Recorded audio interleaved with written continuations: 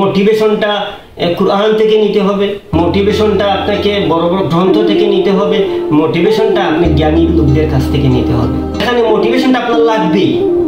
হ্যাঁ, মোটিভেশন লাগবে। মোটিভেশন ছাড়া কিন্তু ব্যবসা হয় না। এটা কিন্তু ব্যবসা হয় না বলি নেই, বলছি যে মোটিভেশন দিয়ে শুধু ব্যবসা হয় না। আবার মোটিভেশন ছাড়া তো ব্যবসায়ী হতে পারবেন, কারণ আপনি যে জিনিসকে ভালোবাসেন সেই জিনিসই আপনার থিওরিতে নিয়ে যাবে।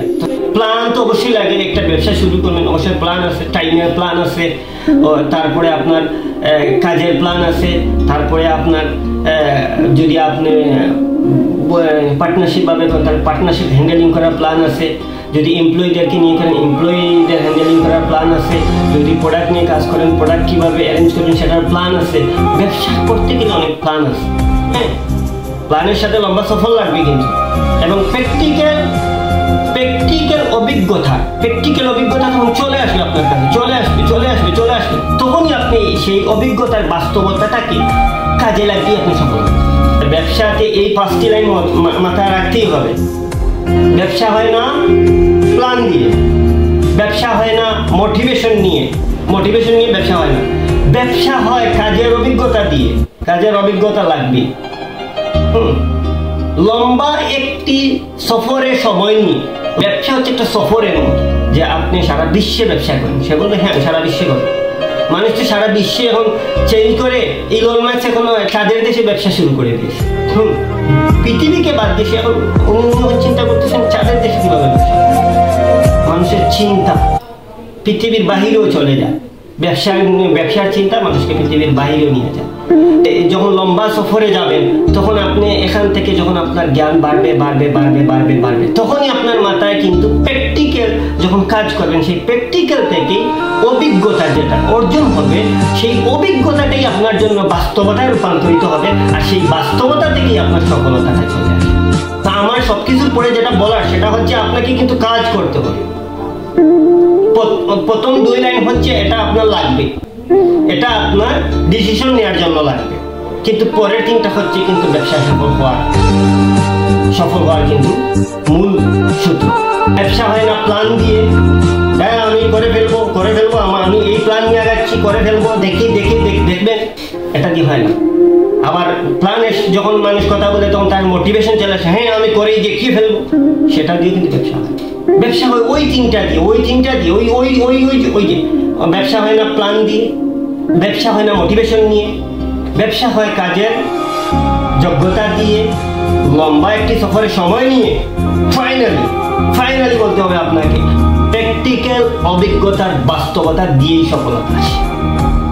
এটার আসলে অনেক বড় বিশ্লেষণ আছে, আমি ধাপে করব। আসলে আপনাদেরকে মূল পয়েন্টটা বললাম, এই পয়েন্টটাকে নিয়ে আগাতে হবে।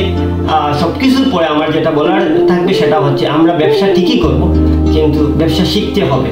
যে কোন ব্যবসা, আমি এখানে আপনাদের যে 5টি লাইন নিয়ে কথা বলছি, সেই 5টি লাইনের বিশদ ব্যাখ্যা আছে। ব্যবসা জীবনে আমি রান করেছি, এখন পর্যন্ত ব্যবসায় আছে, কিন্তু পরিপূর্ণ সফল না। কারণ একটি ঠিক কথার জন্য আমি সফল না, সেটি হচ্ছে আল্লাহ পাক রব্বুল আলামিন তাদেরকে জান্নাতুল ফেরদাউসের বাসিন্দা বানাবেন। মানে আমাদের ধর্মের মধ্যে সবথেকে উচ্চ একটি মর্যাদা, সেটা হচ্ছে গিয়ে জান্নাতুল ফেরদাউস। বলছেন আল্লাহ পাক রব্বুল আলামিন, তোমরা যদি প্রকৃত মুমিন হও এবং সৎকর্ম করো তাহলে তোমাদেরকে উদ্যান দেওয়া হবে, আর উদ্যানটা থাকে জান্নাতে। তো ব্যবসাতে আল্লাহ পাক রব্বুল আলামিন 90 বরকত রাখছেন, আর 10 রাখছেন চাকরি এবং অন্যান্য পেশায়। তো আমরা সেই 90 বরকত যদি নিয়ে ব্যবসা করতে পারি, সৎকর্ম করতে পারি, তাহলে আমরা দুনিয়া এবং আখিরাতে সফল হব। আর সৎ ব্যবসায়ীদেরকে আল্লাহ পাক রব্বুল আলামিনের ঘোষণা আছে, হাদিসে আছে যে তাদেরকে সিদ্দিকিনদের সাথে শরীক করা হবে। প্রত্যেক ধর্মের মানুষকে বলবো, ব্যবসা করতে হলে আপনাকে সৎকর্ম করতে হবে, তাহলে আপনি দুনিয়াতেও সফল, আখিরাতেও সফল। আর সর্বোপরি আমার যে বিষয়টা বলার আপনাদেরকে, এই 5টি লাইন নিয়ে আমি বিশদ ব্যাখ্যা করবো ইনশাআল্লাহ।